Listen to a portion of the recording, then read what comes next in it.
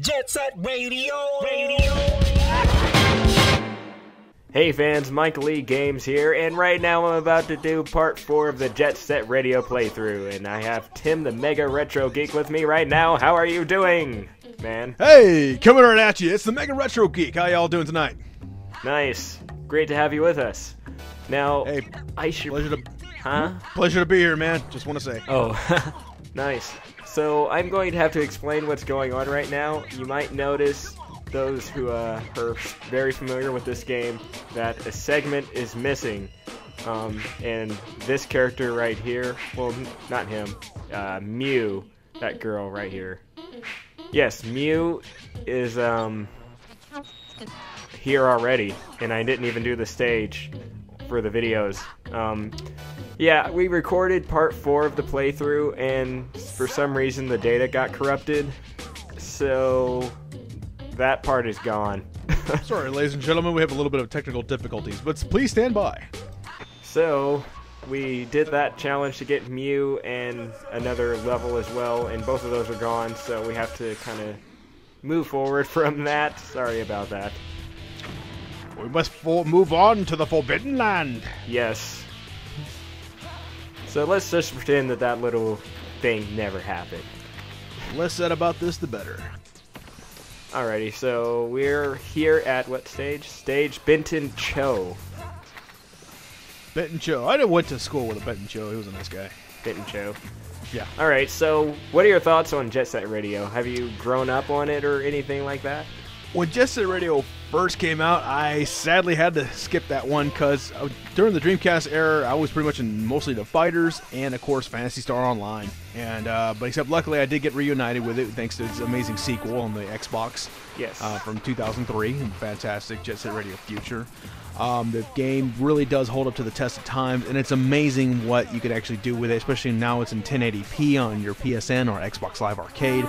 A sheer masterpiece, and it's weird though because when shell-shaded games like first came out, we were kind of worried about like, oh gosh, is this the future going to be like that? And we were just But you know, the funny thing is, if you actually break it down, not only artistically is it beautiful, but gameplay-wise, it is a masterpiece. Yes. And I remember, yeah, that was like the main thing that stood out about this game. When I first saw it years ago, I was like, wow, this game looks like a cartoon. That's amazing. And I didn't know what the graphic style was called, so every time I saw a game imitated, I would just call it the game that looks like Jet Set Radio.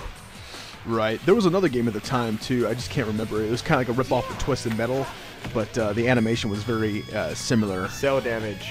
Cell Damage, yes. And I have that game, actually. That is a fantastic another title that is truly an underdog. And fun fact about Cell Damage, Charles Martinet, the voice of Mario, actually does the voice of Foulmouth on there. That's true, and also, what's his name? Billy West, who's the voice of Ren and Stimpy, and many other characters from over the years, and Doug even, and other characters were also in that cartoon as well. Wow. Nice. Alright, we got some guys on parachutes coming down with a bunch of guns, so that's intimidating. So we have to get away from them because I think they're going to try to kill me. It happens, you know. I just hope they're dropping new presents. Hope mine's a football. Oh man, I forgot to put my flyers up for the missing dog that they took in the last part. Hope they find that dog. I should be looking for that dog instead of putting graffiti everywhere. That's right. Like flyers up. Like Billy Madison always says, get off your hiney and you find that dog.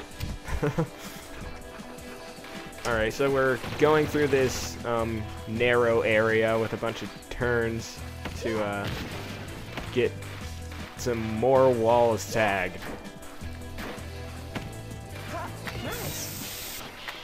Well, basically, we got Bob Dylan in the house now, so we're just going to redecorate the walls, you know, put a little bit of, you know, well said, you know. Uh-oh.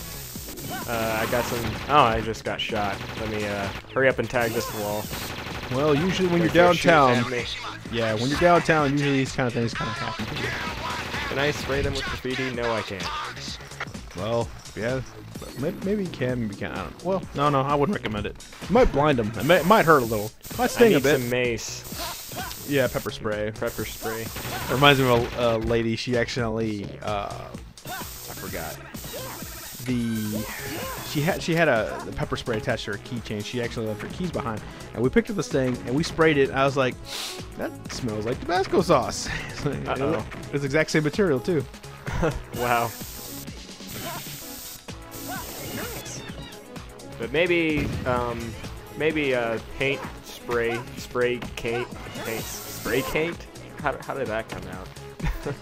Maybe spray paint will do just as good as mace.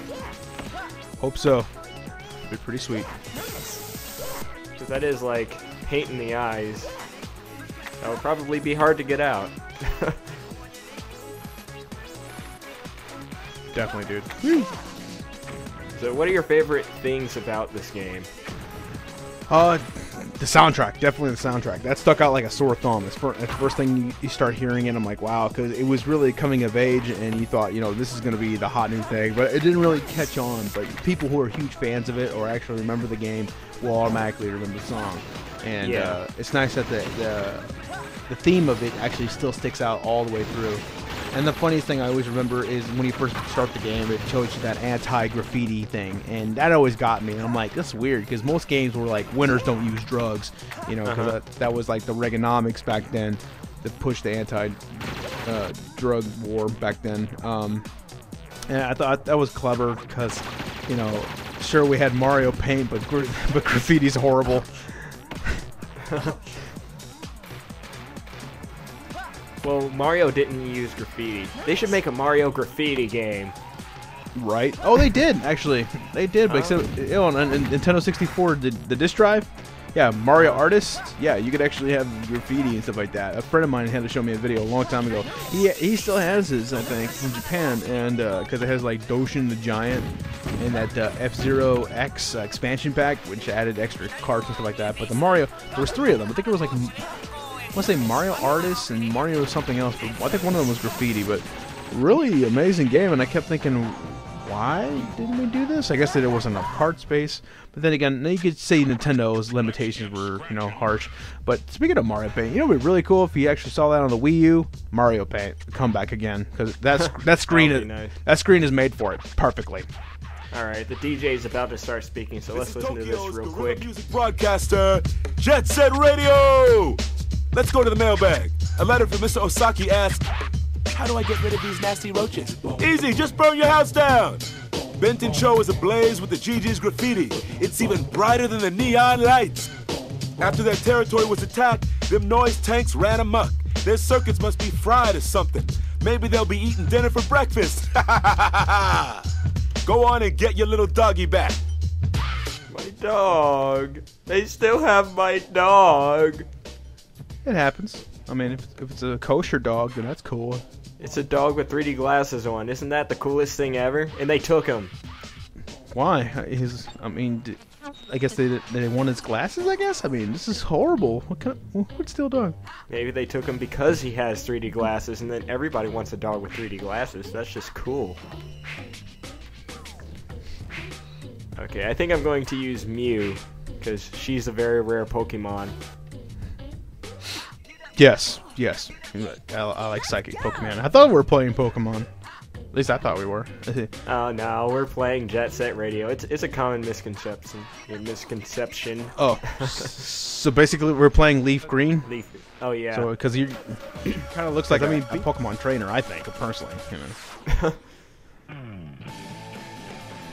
Okay. I think I know what I'm going to do. I'm going to go the other direction first and then gain up on those people that are just standing there. So I'm going to get some graffiti first, and then hopefully I can start spraying them like crazy until they get so soaked in spray that they get discouraged and embarrassed and want to just stop moving. So it doesn't make sense, but I guess that's the only logical explanation I can come up with. Makes sense, I think. It's legit. It's legit, yeah. Alright, so I got a few spray cans, so let's go and humiliate them. Right on. Woo! Those dog nappers.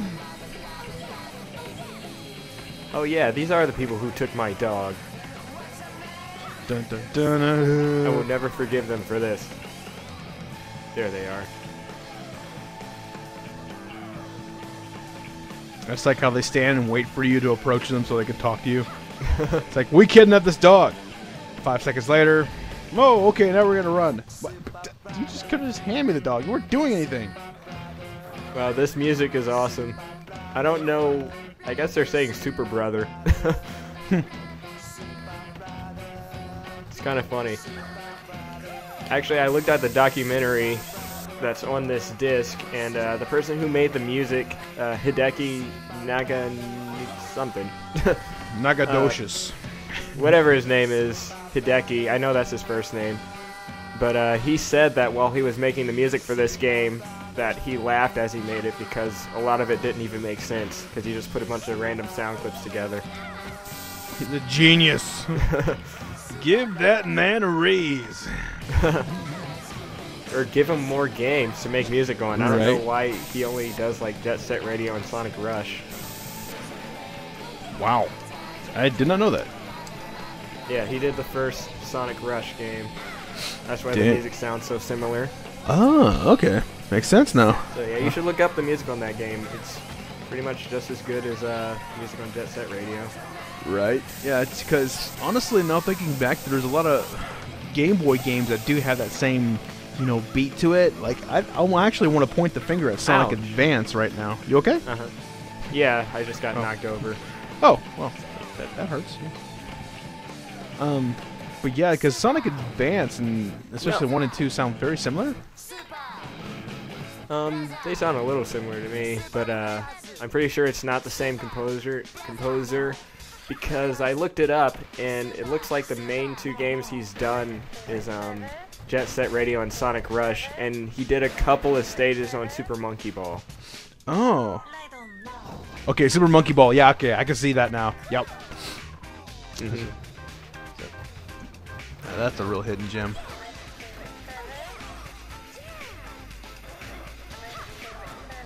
But I hope Sega starts to bring back all these games. Because they've been doing things like Sonic 4 and re-releasing certain classic games. Mainly with Sonic games, they've been re-releasing them. Right. And then all of a sudden they come out with a sequel. So hopefully they do the same thing with Jet Set Radio. Right. And maybe Knights. I like to see. They did do a reboot of Knights. It just I forgot to mention. I forgot to mention this, but I think it was like about a month ago. I forgot I had the old demo disc for GameCube, and it had Billy Hatcher on it. And I started playing that, and I thought to myself, "Wow, this game actually is pretty decent." It's just weird that it got butchered and kicked aside because because Nintendo, actually it was Sega. Sega pretty much from day one pushed the GameCube to do all kinds of things it was supposed to do, like online gameplay, for example. They forced Nintendo to push out those 56K and broadband adapters for Phantasy Star Online. And also, making all kinds of other games. I mean, Sega had full control. To me, honestly, I would have to say GameCube was technically the Dreamcast 2. It had everything in the potential. It had the exact same horsepower. Heck, they're exactly designed the exact same way, too. But when I played Billy Hatcher just for a little bit in that demo, I thought, wow, this is pretty cool, man. I mean, it needs some tweaking, though, because it was a little bit unbalanced trying to jiggle or jiggle. You jiggle the egg and they juggle it, too. But other than that, it felt like it was like a good test demo. But other than that, I think I'm heard because my friend has a copy of this game and I need to borrow it. But it's a solid title, and I can't wait to see more titles because I know Nights in the Dreams is finally coming back from the grave after being gone for so long. Yeah, because I still will not look at that Wii sequel at all. I will not. To me, that was just atrocity. Making the Knight's Jester talk was like giving, I don't know, certain cartoon characters need a voice, but like making Mickey Mouse talk for the first time, okay, cool. Making Garfield talk for the first time, okay, it worked out because it was the right voice actor. That was a good, that was a good deal. But this was just weird. I honestly thought it was just baffling. Yeah. But except it was terrible. They should let them silent. It was golden. It was crisp, like Rayman. Rayman doesn't even talk. Well, actually, he does. I forgot. Except his voice is okay. It's decent. It's doable. But yeah. But then again, you got characters like Kirby. Kirby don't talk. Alright, we're at a cutscene right now, so let's go ahead and see what he has to say. It's a good thing the subtitles are there. Readings for suckers. That was one cool garbage truck, alright? There was a piece of a broken record and a mask that got left behind. Is there a clue here somewhere? Why was he hiding something like that so carefully? Or maybe it was just a piece of junk. Ha But yeah, I agree with that, and it's like it's also like making Crash Bandicoot talk. Yeah. Did he talk yet or no? He says a few words, which I even think is going too far for Crash Bandicoot. In Crash of the Titans, he says pancakes and a couple of other things too, like Wampa. But the thing about Crash is that he was always silent, and all he would ever say is "whoa" or "oh" or something like that. Yeah, automatopoeia is what we call it in terminology. Yeah, automatopoeia, for people who don't know, is a comic book word. You know, expressing pain or expression or surprise or something like that. Automatopoeia. Look it up. It's actually an interesting word to spell. But yeah, Crash was perfect like that, and that was his mentality. Except now that Mario talks, we can't get him to shut up for 5 minutes. It's sad. He says all kinds of things. We love it though. We love it because Charles Martinet. Am I saying that right? I'm not sure. Yeah, but Charles Martinet. Martinet. He's just a brilliant guy. But it's just I don't know. It's kind of like. Well, I take Epic Mickey, for example. I like the fact that they brought back the 1930s Mickey Mouse. He doesn't talk very much. Except Oswald talks all the time. But every time I'm playing this game, when Mickey Mouse silent, perfect. Because silence is golden. Yes. But alright, so we're basically at the end of the playthrough. Right now I'm just looking at some graffiti, but yeah. Anything else you'd like to say? Hey, as we close? Yeah, definitely. I hope you guys like to check out one of my newest videos. I actually did a Kirby's Dream Collection video, and you can actually check out the link on the bottom of this video. Please subscribe, and I want to also thank Michael here for inviting me out to enjoy this awesome, re-release of a great classic. No problem. And yeah, support the channel, like the video, and subscribe to him. And yeah, this is Michael E. Games. We'll see you guys next time. Take it easy.